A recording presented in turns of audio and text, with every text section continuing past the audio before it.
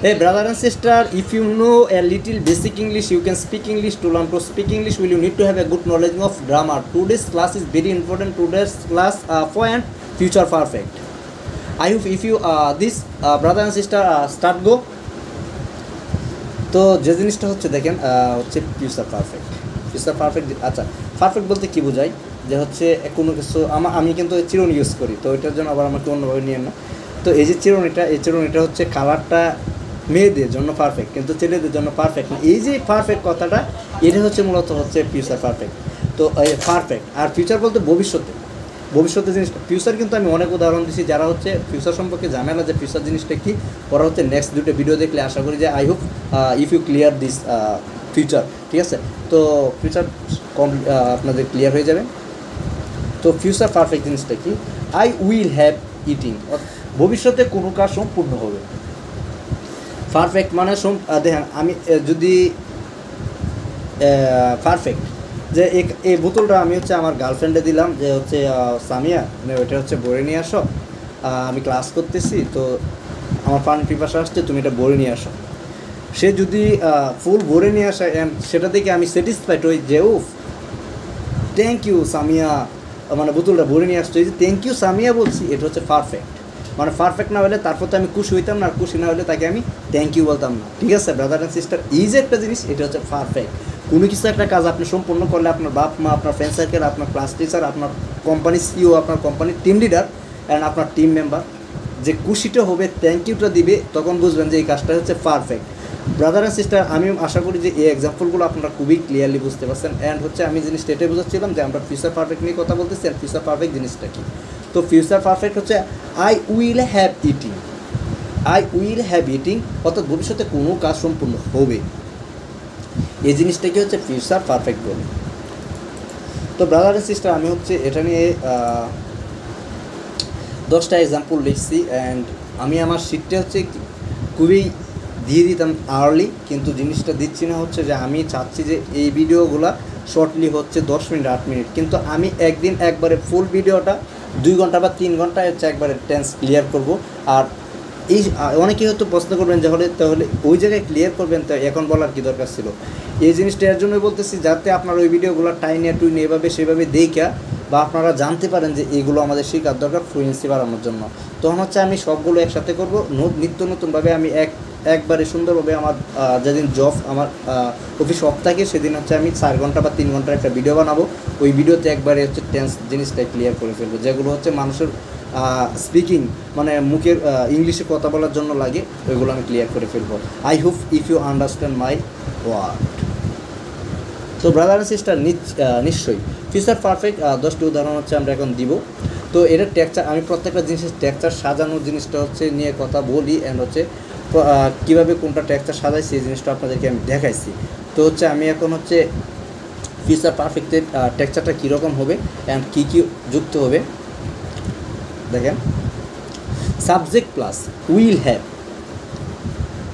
Subject plus will have plus first participle plus object. আচ্ছা, object জিনিসটা কি?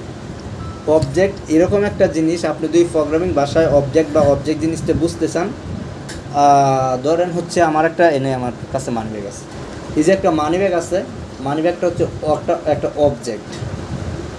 একটা অবজেক্টের ভিতরে অনেক কিছু থাকতে পারে, নাম থাকতে পারে, পরে হচ্ছে আপনার my name, my father name, এই যে জিনিসগুলো থাকতে পারে, এটা একটা অবজেক্ট। আবার একটা অবজেক্ট একটা এরের ভিতরে থাকতে পারে, এরে জিনিসটা আরও বিশাল বড়। ধরেন একটা হচ্ছে আপনার কাশেম কাকার ফলের দোকান, এটার মধ্যে হচ্ছে আম আছে, জাম আছে, কাঁঠাল আছে, আছে, সে আছে, এটা হচ্ছে একটা এরে। আর এরের ভিতরে একটা অবজেক্ট আছে, অবজেক্টের ভিতরে অনেক কিছু থাকতে পারে। এই যে অবজেক্টের ভিতরে অনেক কিছু থাকতে পারে, এই মানি ব্যাগটা দিয়ে আমি উদাহরণ দিলাম, এটা একটা অবজেক্ট। আর এই মানি ব্যাগটা হচ্ছে আমার বাসিটির যে ব্যাগের ভিতরে ভরবো, এটা হচ্ছে একটা এরে। বাসিটির ব্যাগের ভিতরে আমার এই মানি ব্যাগটা একদিক দিয়ে থাকবে, খাতা থাকবে একদিক দিয়ে, আবার কলম থাকবে একদিক দিয়ে, আবার হচ্ছে আমি যে অ্যাসাইনমেন্ট করি অ্যাসাইনমেন্টগুলো থাকবে একদিক দিয়ে। তো brother and sister, I hope if you understand this. তো এরপরে দেখেন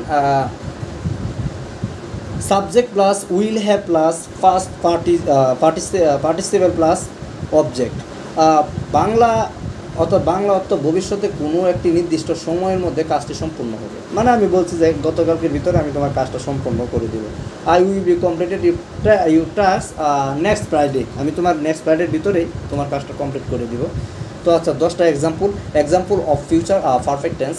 তো I will have the finished the work. আচ্ছা আমি আপনাদেরকে সবসময় একটা কথা বলতাম যে আইএনজি যুক্ত হয় কখন, যখন একটা কাজ রানিং চলতেছিল বা চলবে বা চলছে।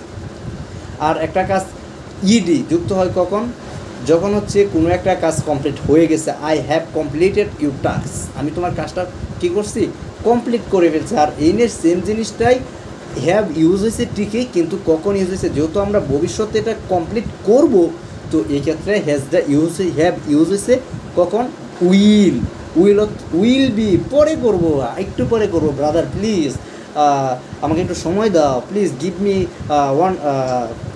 মি ফিউ টাইম, আমাকে একটু সময় দাও, বা সাম টাইম। তো একটু সময় দিল, এই যে একটু পরে কাজটা করবেন, এই জিনিসটা হচ্ছে কি ব্রাদার অ্যান্ড সিস্টার, এই জিনিসটাই হচ্ছে ফিউচার পারফেক্ট, ঠিক আছে, বা ফিউচারে আমি কাজটা করবো। ফিউচার সিম্পল ওইটা অনেকটা চলে যায়। হ্যাভ যদি আপনি ইউজ না করেন তাহলে হচ্ছে এটা ফিউচার কন্টিনিউয়াসে চলে যায়, আর ফিউচার পারফেক্টে ফিউচার সিম্পলে অনেকটা চলে যায়। আর যদি আপনি হ্যাভ ইউজ করেন যে আমি তোমার এই কাজটা এই দিনের ভিতরে কমপ্লিটেড করবো, তাহলে হচ্ছে এটা ফিউচার পারফেক্টে চলে যায়। তো ব্রাদার অ্যান্ড সিস্টার শুরু করি।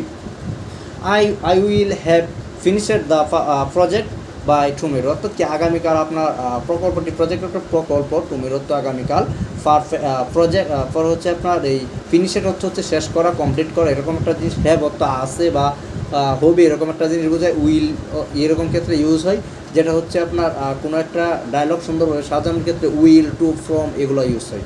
তো আমরা বুঝতে পারছি আই হচ্ছে এখানে একটা সাবজেক্ট, আই হচ্ছে যে আমি কাজটা করব, আর she will have finished the project by tomorrow, অর্থাৎ কি এনে আপনি আবার দেখেন একটা জিনিস আরও সুন্দর করে লাগাতে পারবেন। I have will be completed, ঠিক আছে, আই হ্যাভ কমপ্লিটেড জায়গাতে আপনি ফিনিশার দিতে পারেন। আই উইল হ্যাভ, দেখছেন যে my developer will have finished the project by tomorrow, আমার ডেভেলপার আগামীকাল আপনার প্রকল্পটি সম্পূর্ণ করবে। এরপরে দেখেন হচ্ছে আমরা সেকেন্ড ডায়লগে চলে যাব। She will have cooked dinner before the কি লেখছে এরিভ, অর্থাৎ কি দেখেন তারা আসার আগেই সে রাতে খাবার রান্না করে ফেলবে।